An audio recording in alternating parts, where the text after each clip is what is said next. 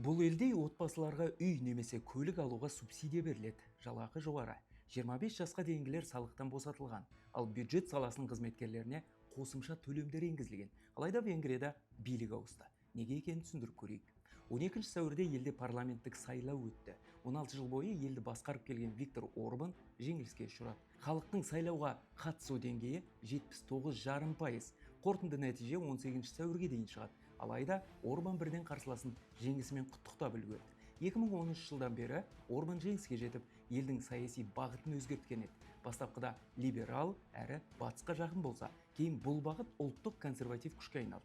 Виктор Орбан өзін венгр ұлтының қорғаушысы ретінде көрсетіп келді.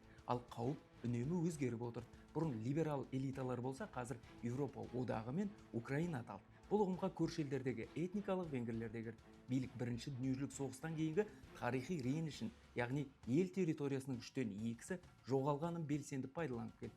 Бұл реніштің түбі бірінші дүниежүзілік соғыстан кейінгі шешімдерде. 1920 жылы Венгрияға өте ауыр шарттар қойылып, ел территориясының шамамен 2/3 басқа мемлекеттерге өтіп кеткен еді.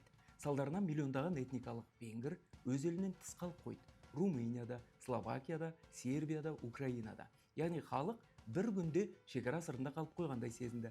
Бұл ұлттық деңгейде әділетсіздік ретінде қабылданып, ұрпақтан ұрпаққа өткен тарихи ренішке айналды. Сол себепті бұл тақырып саясатта жиі қолданылады. Логикасы қарапайым. Бізді бір кездері сыртқы күштер бөлшектеді, енді біз өз бірлігімізді қорғауымыз керек дейді. Осы арқылы билік ұлттық бірегейлікті күшейтеді. Сырттағы венгрлерді өз халқымыз деп көрсетеді. Және қазіргі саяси қысымдарды дәл солай тарихи әділетсіздікпен байланыстырып түсінеді.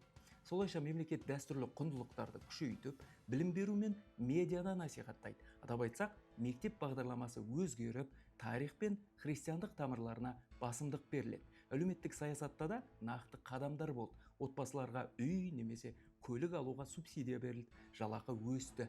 25 жасқа дейінгілер салықтан босатылды. Ал бюджет саласының қызметкерлеріне қосымша төлемдер енгізіліп келді. Бірақ бұл саясат бәріне бірдей ұнай қойған жоқ. Әсіресе жастар мен ірі қала тұрғындары Орбан тұсында ел демократиядан алыстады деп санады. Экономикада мәселелер бар.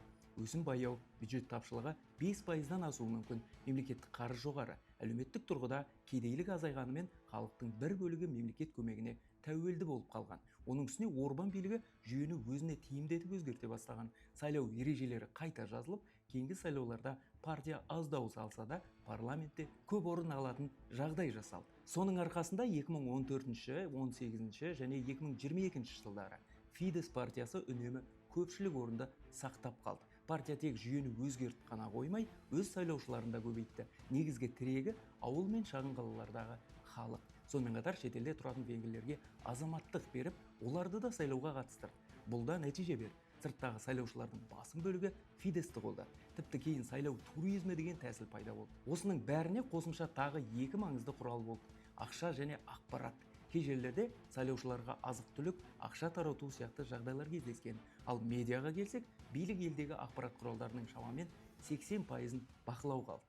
Нәтижесінде тәуелсіз журналистика әлсіреп, халық көбіне билікке тиімді ақпаратты ғана көретін жағдай қалыптасты. Қоғамдағы ең үлкен наразылық жемқорлық пен тамыр таныстық болған.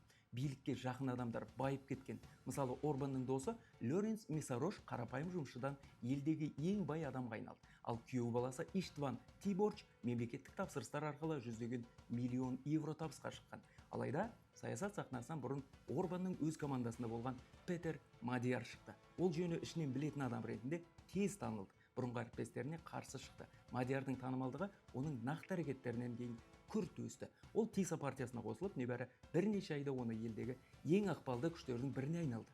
Ол халықпен тікелей жұмыс істеп, жемқорлыққа қарсы күресті, демократияны күшейту, Еуропа одағымен қарым-қатынасты жақсарту сияқты түсінікті ұрандар ұсынды. Сонымен қатар кей мәселелерде Орбанға ұқсас позиция ұстанды. Оның электоратында тартып алды. Нәтижесінде Тиса Фидестен озып кетті. Орбанның жеңілісі кездейсоқ жағдай емес. Кейінгі айларда оның билігіне қарсы үлкен ақпараттық қысым болды. Батыс медиасы Венгрияның Ресеймен тығыз байланысын ашық көрсетіп келді. Тіпті сыртқы істер министрлерінің құпия әңгімелері жарияланып, Орбанның Кремльмен жақындығы да тағы да күмән тудырды. Осы фон аясында Петер Мадияр өз позициясын күшейтіп, билікті ашық сынады. Ал Орбан әдеттегі тәсілге сүйенді. Мен кетсем, елде соғыс пен хаос күтіп тұр деген риториканы қолданды. Украина мен Владимир Зеленский тақырыбын қорғаныш құралына айналдырды.